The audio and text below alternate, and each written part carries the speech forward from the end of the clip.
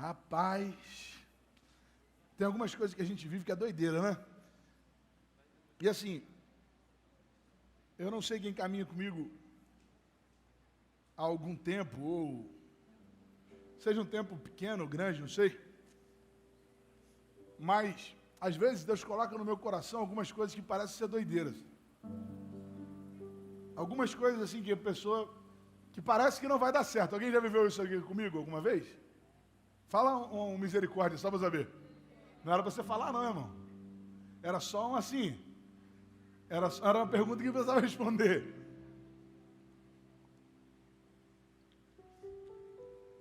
É doideira, assim, a gente vive algumas experiências realmente que é doideira.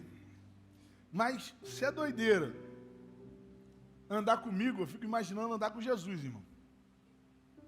Porque assim, eu posso fazer doideira, irmão, mas Jesus fazia muito mais doideira que eu. Pastor, estou falando heresia, estou não, irmão. Eu já falei isso aqui na igreja, teve uma vez que Jesus estava pregando para uma multidão. E aí essa multidão, ele largou essa multidão, falou com os discípulos, a gente vai para o outro lado do lago, a gente vai para o outro lado, lá do Mar da Galileia. Eles passaram pela tempestade, chegaram do outro lado, Jesus curou uma pessoa, libertou um homem que estava endemoniado, lá em Gadara, e aí depois de ele ter libertado uma pessoa, ele falou assim, vamos voltar. Eu imagino os discípulos falando assim, vamos esperar só um bocadinho, pô. Vamos deixar pelo menos a poeira sentar, vamos, né? A gente acabou de pegar a tempestade, deixa pelo menos o tempo firmar um pouco. Mas não, irmão. Ele chegou do outro lado e falou, vamos voltar. Vamos de volta. E nem tudo o que Jesus fez está registrado na Bíblia. A Bíblia fala, o evangelista, né, João, fala lá no capítulo 21, versículo 25, o seguinte: Jesus fez também muitas outras maravilhas, muitas outras coisas. Se cada uma delas fosse escrita, penso que nem mesmo no mundo inteiro haveria espaço suficiente ou livros haveria espaço suficiente para os livros que seriam escritos.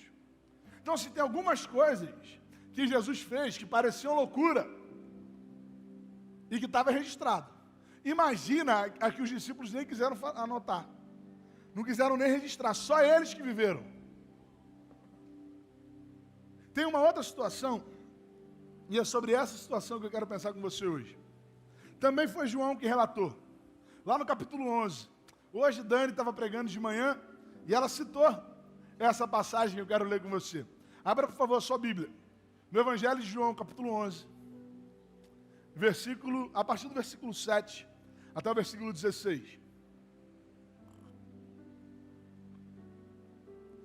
Diz assim: depois Jesus disse aos seus discípulos, vamos voltar para a Judéia. Estes disseram, mestre, há pouco os judeus tentaram apedrejar-te, e assim mesmo vais voltar para lá? Jesus respondeu, o dia não tem 12 horas?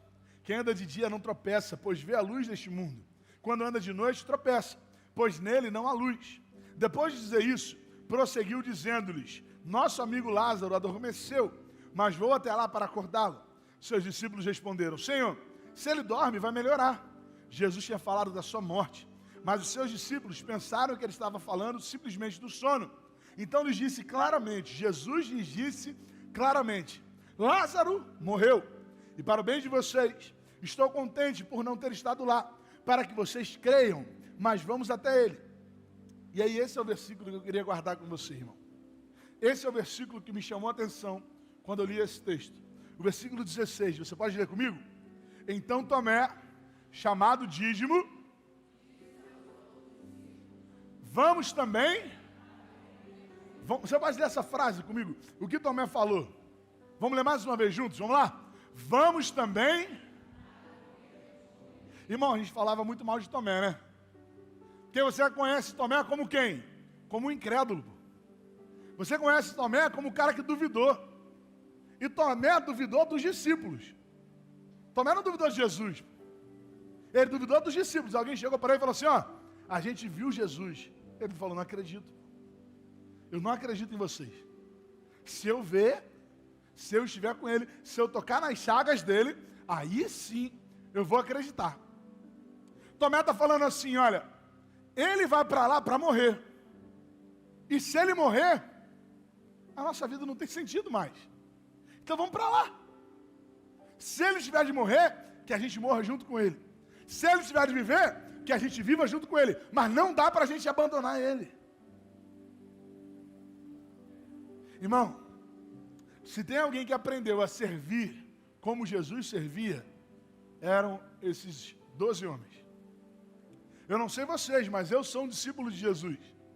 Quem é discípulo de Jesus aí, dá um amém. Então, irmão, a gente tem que aprender com eles. A gente tem que aprender com esses homens que viveram todos os dias com Jesus. Passaram 3 anos intensos com Jesus.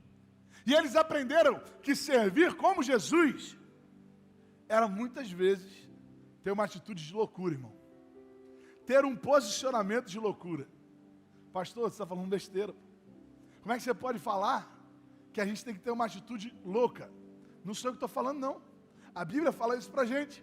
O apóstolo Paulo ensina, lá na carta aos Coríntios, lá na carta à igreja de Corinto, no capítulo 1, versículo 27. Mas Deus escolheu as coisas, mas Deus escolheu o que para o mundo é, para envergonhar os sábios. E escolheu o que para o mundo é fraqueza, para envergonhar o que é forte. Irmão, se você quer ter uma vida com Jesus, se você quer agir como Jesus agiria, você precisa ter na sua consciência, você precisa ser conscientemente louco. Você precisa ter a certeza de que o que ele vai falar não é lógico, não é comum. No início do texto que a gente leu, no versículo 7, versículo 8 de João 11, a Bíblia fala assim: Jesus disse aos seus discípulos: vamos voltar para a Judéia. Estes disseram: mestre, há pouco os judeus tentaram apedrejar-te, e assim mesmo vais voltar para lá? Vais voltar para lá? É como se alguém estivesse falando assim: Senhor, presta atenção, eu sei que o Senhor gosta muito de Lázaro e tal, ele era muito gente boa, um cara bom, a gente gosta de Marta, gosta de Maria, eles são legais, receberam a gente super bem, mas é o seguinte, lembra, assim, acho que o Senhor esqueceu, tentaram matar o Senhor lá. É loucura o Senhor querer voltar para lá. É maluquice o Senhor querer fazer isso. É doideira o Senhor querer voltar para a Judéia. Jesus falou: nós vamos para a Judéia. Irmão, tem tanta gente que acha loucura ser um voluntário, porque é doideira mesmo, irmão. Você dedicar o seu tempo, dedicar seu talento, gastar dinheiro, chegar cedo, ficar com fome, ter que comprar comida na padaria. Para quê? Qual vai ser a sua recompensa nisso? Qual vai ser o seu pagamento nisso? Irmão, ser um voluntário é loucura. Mas quantos aqui estão dispostos a ser loucos por Jesus aí? É loucura, pô. Mas imagina Pedro, irmão. Imagina Pedro tendo que voltar para casa e contar para os seus parentes que ele ia seguir Jesus. Imagina esse diálogo. Dá para pensar nisso? Mas Pedro tinha parente, pastor? Tinha, a Bíblia fala que tinha uma sogra.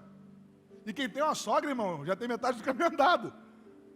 Então, olha só, ele tinha uma sogra. Ele tinha uma sogra. Imagina, ele saiu no dia anterior para pescar. Falou assim: gente, estou indo pescar, tá bom?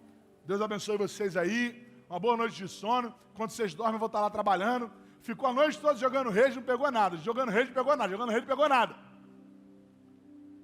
No outro dia de manhã, quando ele estava lavando a rede, Jesus aparece.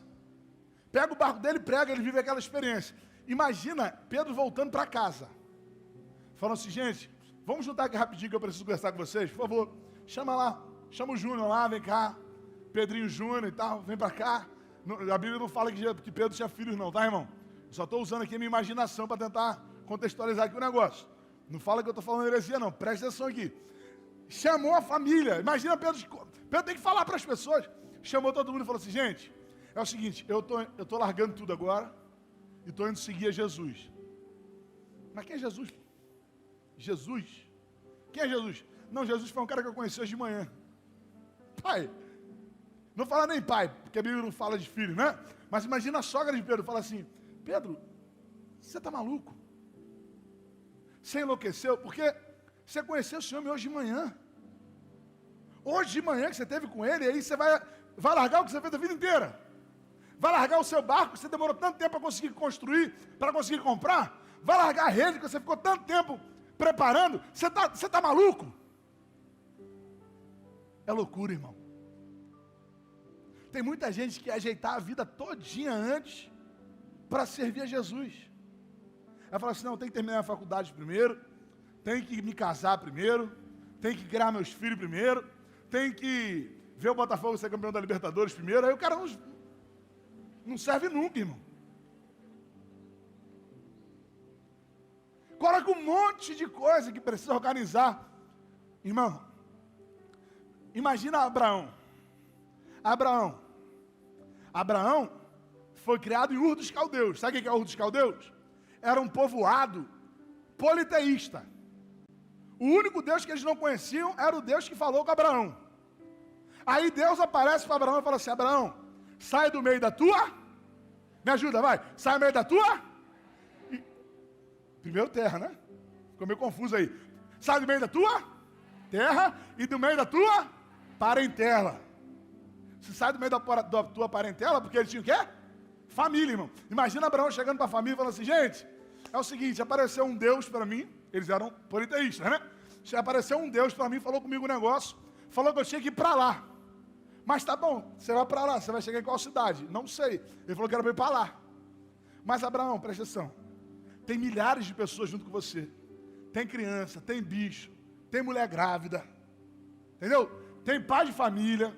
Você vai tirar esse pessoal todo daqui e vai levar para lá, você não sabe nem para onde você vai. Não sei.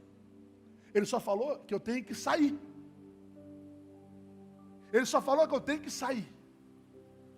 Irmão, não é sobre onde a gente quer chegar, é de onde a gente sabe que tem que sair.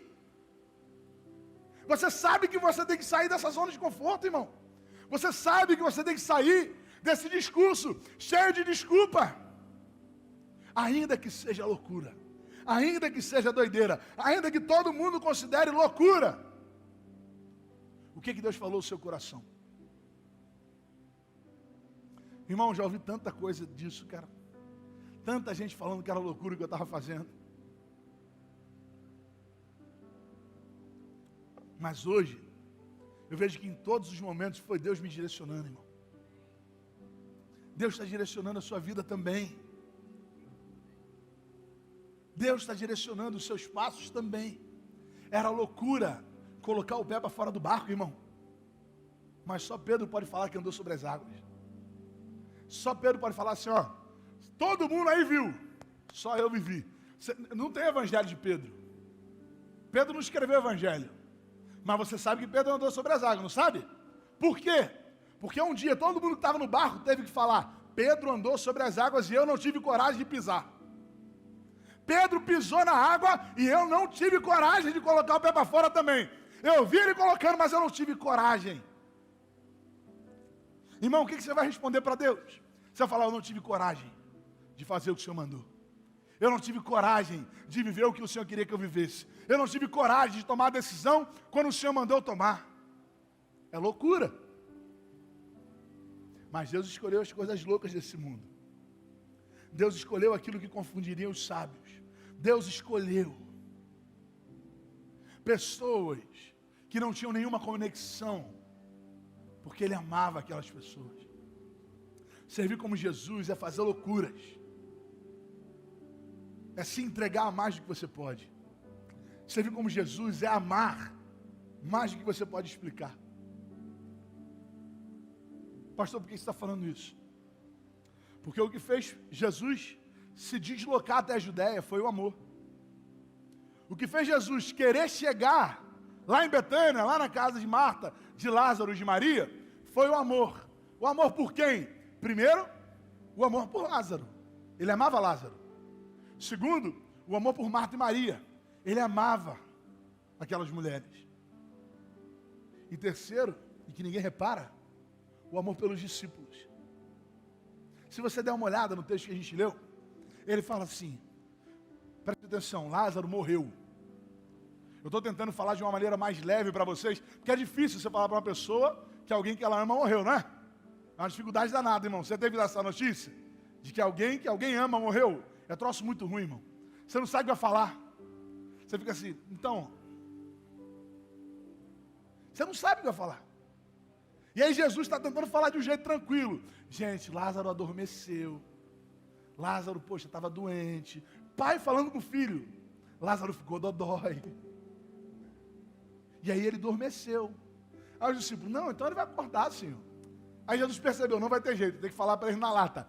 Aquele rapaz que saiu daqui, esse mensageiro que ia falar que ele estava doente, ele nem sabe. Mas eu já sei que Lázaro está morto. Eu já sei que Lázaro morreu. Porque a notícia que chegou para Jesus era que Lázaro estava doente. O mensageiro contou para Jesus que Lázaro estava doente. Era como se ele estivesse falando para ele assim, então, você está me falando que ele está doente, mas eu vou te contar. Ele já morreu já. Quando você saiu de lá, ele tinha acabado de morrer. Morreu agorinha.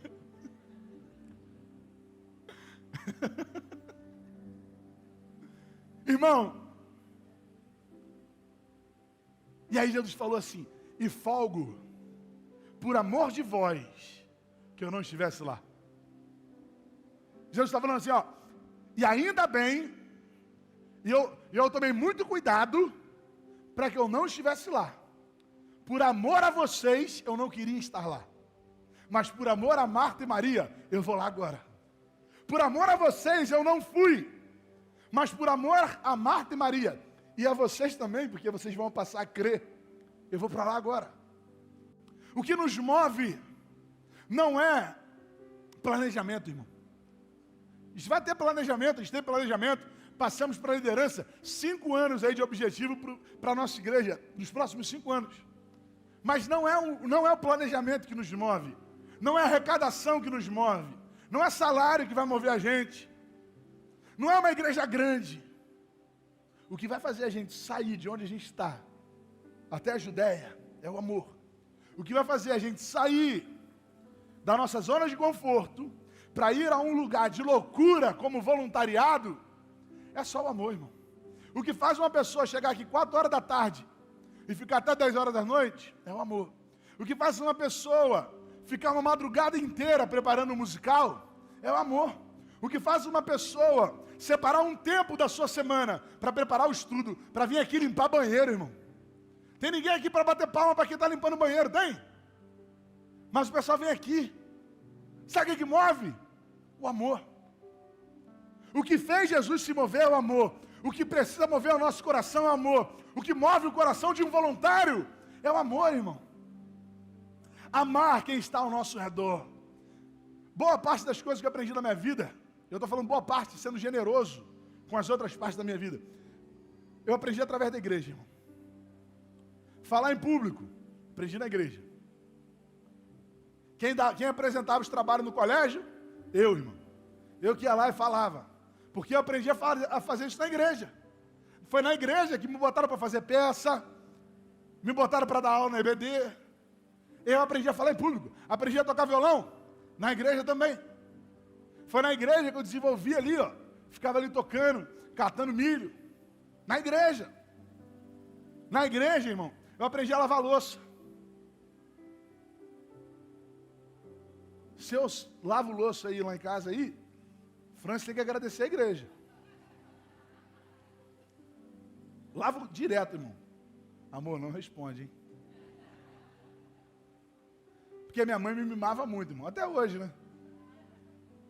Não sei se vocês já repararam, né?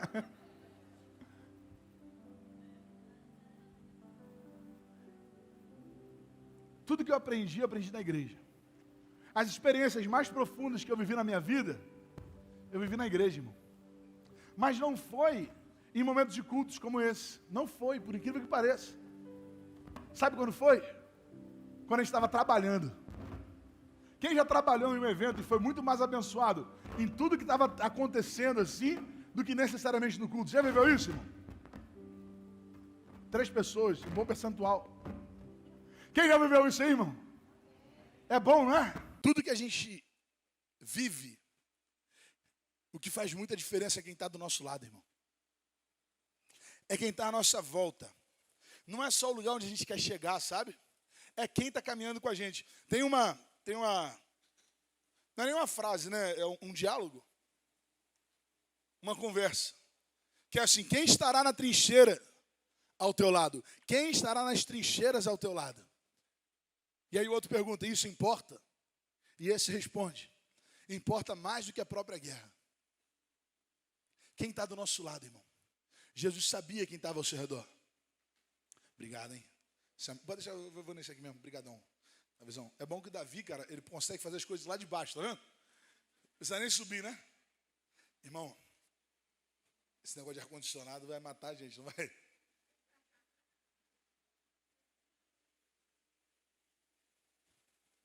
Eu lembro, aí eu vou contar um pouco da história. Eu acho que eu mencionei semana passada, né? A gente teve lá o nosso acampamento de líderes. Esteve no nosso acampamento de líderes, foi uma bênção. Mas assim, foi um período que quase deu ruim, irmão. Semana passada estava chovendo direto, né? E assim, eu odeio, irmão, cancelar coisa. Eu não gosto de cancelar programações da igreja. Me ajuda aqui a abrir. Eu odeio cancelar coisa da igreja. E aí, estava chovendo muito semana passada. A minha mãe chegou até para mim na quinta e falou assim: filho, você não acha melhor cancelar, não? Que o pessoal ir para lá na chuva e tudo mais. Eu falei assim: mãe, eu não gosto de cancelar nada, mãe. E aí a gente manteve. Sexta-feira eu fui para lá para o sítio de manhã, para preparar o sítio para os líderes chegarem. E aí, não parava de chover, irmão. Semana passada choveu muito, não foi? Acho que é por isso que tem esse calor absurdo também. Parece que acumulou tudo, né? E aí, chegou lá pastor Arthur. Pastor Arthur, Esté e Isaac. Chegaram lá primeiro, a Arthur já falou assim: rapaz, eu virava o volante para um lado, o carro ia para o outro. Mas eu consegui chegar. Esté falou assim: amor, não era para a gente entrar ali? Aí Arthur falou: era, amor, até virei já o volante, mas o carro está indo para lá. E aí eu já fiquei meio preocupado, né? Já fiquei atento no telefone. Falei: a qualquer hora alguém vai ligar, falando que deu algum problema. E aí Alex ligou. O primeiro que ligou foi Alex. Quando Alex ligou, quando tocou o telefone, eu já comecei a sair já. Já peguei a chave do carro, entrei no carro, já estava saindo. Aí falou: atolei aqui, cara, não estou conseguindo passar. Eu falei: não, estou indo aí. Fui eu e o Thiago. Thiago, forte pra caramba, né, irmão? E eu também lá, com o físico super preparado. E aí foi a gente lá, irmão, tentar empurrar. Tentava empurrar e o carro não saía do lugar, irmão. Irmão, eu nunca tinha visto na minha vida a quantidade parecia que jogaram sabão na lama. Parecia que jogaram detergente. Quem já brincou de futebol de sabão aí? Já? Parecia que jogaram assim, aquele detergente de futebol de sabão. A gente andava escorregando assim, escorregava. E aí eu consegui chegar ali no Alex. Eu e o Thiago, a gente empurrava, não saía o carro do lugar. O pneu cavava cada vez mais um buraco. A roda já estava na metade. Falei assim: agora já era. Vai ter que deixar esse carro aí, esperar fazer sol, para poder sair. Aí, irmão, aquilo ali deixou meu coração preocupado. Eu fiquei angustiado com aquilo. Falei assim: era para ter escutado minha mãe. E aí, mas voltei para o sítio. Voltei para o sítio, chamei, falei: gente, preciso de 3 homens aí. Vieram 4, o pessoal disposto a trabalhar mesmo, tá vendo? Entraram 4 no carro, só pequenininho. Arthur, Guilherme, Blex, só assim. Já não dava mais ninguém no carro, né? Aí entramos lá, irmão. Só que quando eles entraram, o clima já ficou diferente. Quando eles entraram no carro, eles entraram cantando. Eles entraram brincando, eles entraram zoando. Eles entraram com uma vontade de fazer aquilo ali acontecer, sabe? E aí, onde tinham 2, no início, nós já éramos agora 7, eu acho. 4, 5, 6, 7. Porque a essa altura do campeonato o Alex já estava todo sujo também, de lama, tentando tirar o carro do lugar. Aí pronto, foi rápido. 7 homens empurrando, irmão. Tá certo que escorregava. Mas a gente conseguiu. No grito, na base do canto, na base da raiva. A gente tirou aquele carro do lugar.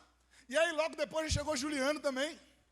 Já estava no embalo, a gente, vamos esperar a Juliana atolar. A gente já tira ele logo. E aí foi isso, ele chegou, atolou, e a gente tirou o carro dele empurrando de novo. E aí, no outro dia de manhã, a gente já estava assim, numa pegada tão automática, que a Assis foi para lá.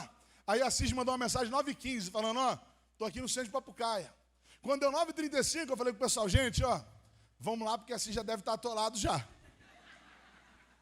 Já pode sair. Ele nem ligou. Estava ele lá já do lado de fora, tentando tirar o carro, e chegou a gente, porque a gente já sabia que ele estava atolado. Só que a gente chegou cantando, celebrando, brincando. Irmão, aquilo que aconteceu poderia, e não só poderia, mas o certo, a lógica, era comprometer todo final de semana. Era todo mundo sair dali mal-humorado, xingando, chateado, porque todo mundo saiu dali com o carro cheio de lama. Mas a gente saiu dali alegre, irmão, porque todo mundo que estava em volta mudou a perspectiva daquilo que estava acontecendo. Nós precisamos tomar cuidado com quem está à nossa volta.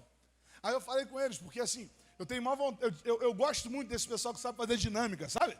Não tem pessoal que tem esse dom de fazer dinâmica? Eu não tenho.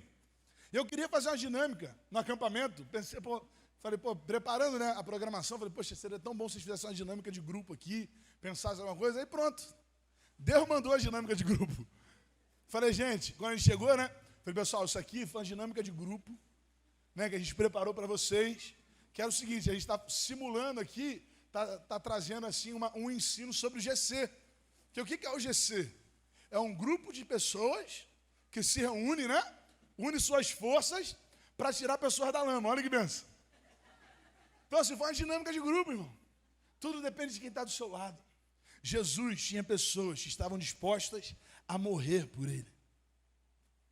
Jesus tinha pessoas que estavam dispostas a se envolver naquilo que ele acreditava. Servir como Jesus é amar pessoas, irmão. Servir como Jesus é amar o outro.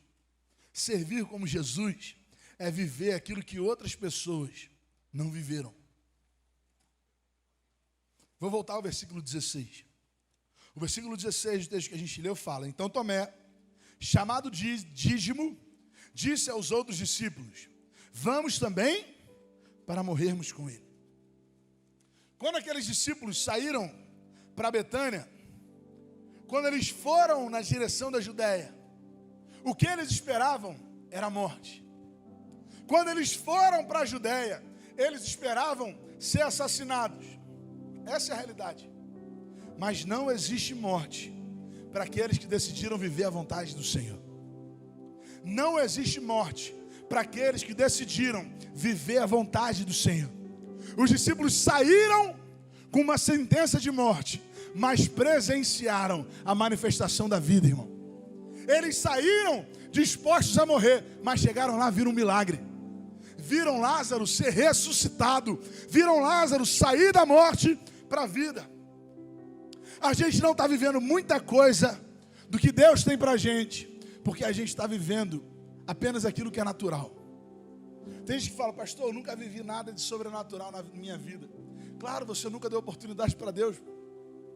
Você sempre tentou controlar a sua vida aqui, ó, na rédea. Você sempre tentou controlar a sua vida aqui, ó, no cabresto. Você sempre tentou controlar a sua vida com base na sua visão, como Ló. Imagina Ló. Abraão conversando com Ló, e Abraão fala assim, Ló, escolhe o caminho que você quer ir, cara. Escolhe para onde você quer ir. E aí Ló olhou e viu pastos verdes, viu um lugar próspero, viu um lugar que era agradável aos olhos, um caminho que era agradável aos olhos. E ele falou, vou para lá. No final, sabe o que aconteceu? Era Sodoma e Gomorra. Lá ele perdeu a sua esposa. Lá ele correu o risco de ter as suas filhas sendo violentadas. Porque a palavra do Senhor fala lá em Provérbios, no capítulo 14, versículo 12, há caminho que parece certo ao homem, mas no final conduz à morte. Nós não somos guiados por vista, irmão. Aquilo que para o mundo é morte, para nós é vida. Aquilo que para o mundo é perda, para nós é ganho. Não adianta a gente tentar viver aquilo que a gente nunca viveu, se a gente não estiver disposto a entregar aquilo que a gente nunca entregou. O que vai fazer a diferença, irmão, não é uma igreja nova. O que vai fazer a diferença é um posicionamento novo. De repente você está aqui falando assim, poxa, agora encontrei a igreja, olha que bênção, né? A gente fica suado na hora do culto, é uma bênção. Faz um calor assim, parece até que a gente está fazendo uma sauna e sendo abençoado ao mesmo tempo. Encontrei a igreja que eu queria. Daqui a um tempo, irmão, essa igreja não vai ser mais a igreja que você queria. Você vai se acostumar com tudo isso aqui. Fica tranquilo que você vai se acostumar. Se o seu posicionamento não mudar, não adianta uma igreja nova. Pastor, mas eu já sou crente. Eu já entreguei a minha vida para Jesus. Eu não estou falando sobre entregar uma vida para Jesus. Estou falando sobre entregar a vida por Jesus. Quanto tempo você está dedicando a Ele? Quanto tempo você está se empenhando naquilo que Ele te chamou para fazer e ser? Essa igreja acredita, irmão, que o crescimento saudável de uma comunidade se baseia no empenho dos seus membros. No empenho financeiro. Não tem nenhum empresário que banca a gente, irmão. Quem mantém isso aqui é assalariado, irmão. É gente comum. É gente que é fiel ao Senhor no pouco. Porque Deus sempre coloca a gente sobre muito. E o muito às vezes não é o financeiro. Mas é muito motivo para sorrir, irmão. É muito motivo para agradecer. É muito motivo para celebrar. No nosso coração não pode ter ganância. No nosso coração não pode ter negociação com o Senhor. Essa igreja é mantida pelo trabalho voluntário dos seus membros. Mais de 150 pessoas que se dedicam, que se engajam. Está na hora de você ser uma delas, irmão. Está na hora de você entender que servir como Jesus é pagar um preço, é fazer loucura. Servir como Jesus é amar pessoas. Servir como Jesus é viver experiências que você nunca viveria só sentado nesse banco aí.